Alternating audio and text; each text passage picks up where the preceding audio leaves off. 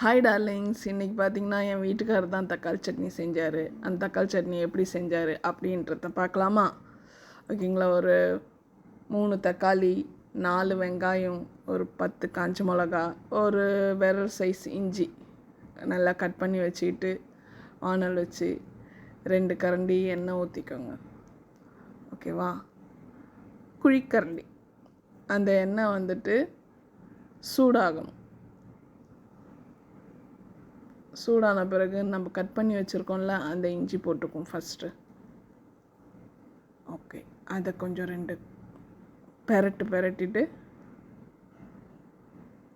ஸ்லோவாக வச்சுட்டேன் அடுப்பை. அதுக்கப்புறம்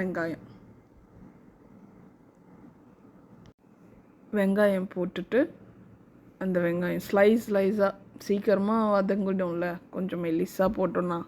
அதனால் அப்படி தின் ஸ்லைஸாக. ஒரு சிலவங்க வதக்க தானே போகிறோம், அரைக்க தானே போகிறோம் அப்படின்ட்டு கொஞ்சம் பெருசாக போடுவாங்க. நல்லா வெங்காயம் வதங்கிட்டே இருக்கட்டும். அந்த கண்ணாடி பதம்னு சொல்லுவாங்கள்ல, அந்த அளவுக்கு வதங்கிறதுக்கு கொஞ்சம் உப்பு ஆட் பண்ணிக்கலாம். ஏன்னா கொஞ்சம் சீக்கிரமாக வதங்கணும்ல. ஆஸ் யூஷுவல் கல் உப்பு தான். அவர் சமைச்சாலும் கல் உப்பு தான், நான் சமைச்சாலும் கல் உப்பு தான். ஓகேங்களா. அதை போட்டுட்டு வதக்கி விடுவோம். ஒரு சிலவங்க காஞ்ச மிளகா ஸ்டார்டிங்லேயே ஆட் பண்ணிடுவாங்க, எண்ணெய் ஊற்றுனதுமே.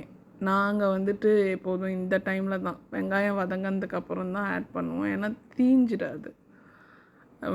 காஞ்ச மிளகா டக்குன்னு தீஞ்சிடும்ல. இந்த ஸ்டேஜில் ஆட் பண்ணிங்கன்னா தீயாது, காரம் நல்லாயிருக்கும். அதனால் இந்த ஸ்டேஜில் தான் எப்போதும் ஆட் பண்ணுறது. இதை போட்டு வதக்கிட்டு இருக்கும்போது கொஞ்சம் நேரம் கழித்து நம்ம தக்காளி ஆட் பண்ணிக்கலாம்.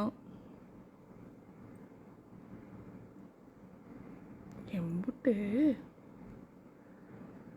தக்காளி போடுறதுக்கு கேப் கொடுத்துருக்குறான் பாருங்கள்.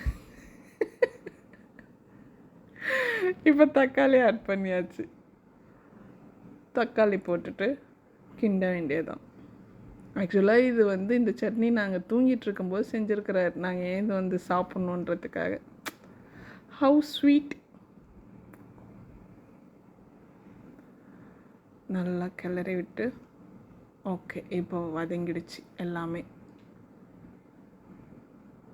இதில் நீங்கள் இஃப் யூ வாண்ட் மீன்ஸ் கொஞ்சம் புதினா போட்டால் இன்னும் டேஸ்ட்டாக இருக்கும். இதுவே டேஸ்ட்டாக இருக்கும். உங்களுக்கு வேணும்னா நம்மளுக்கு ஏற்ற மாதிரி மாடிஃபை பண்ணிக்க வேண்டியது தான்.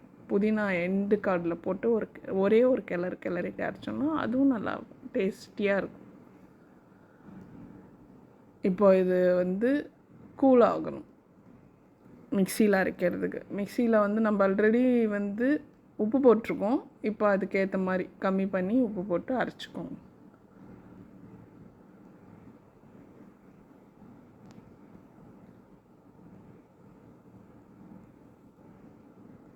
அரைச்சாச்சு. ஒரு சிலவங்க இப்படி கொரப்பாகவும் சாப்பிடுவாங்க. ஓகேங்களா.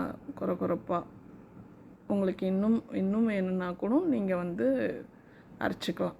இப்போ தாளிச்சிடலாமா? எண்ணெய் ஊற்றியாச்சு.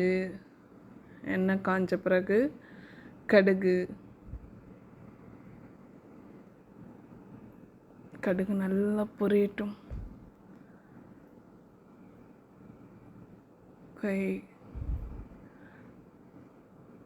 கடுகு பொரிஞ்சிருச்சு. இப்போ கருவேப்பிலை போடும்போது பார்த்து போடுங்க. ஓகே, அவ்வளோதான். தாளிச்ச சட்னியில் ஊற்றிடலாம். தக்காளி சட்னி ரெடி. நாங்கள் ரொம்ப தண்ணியே சாப்பிட மாட்டோம், கொஞ்சம் கெட்டியாகவே இருந்தால் தான் சாப்பிடுவோம்.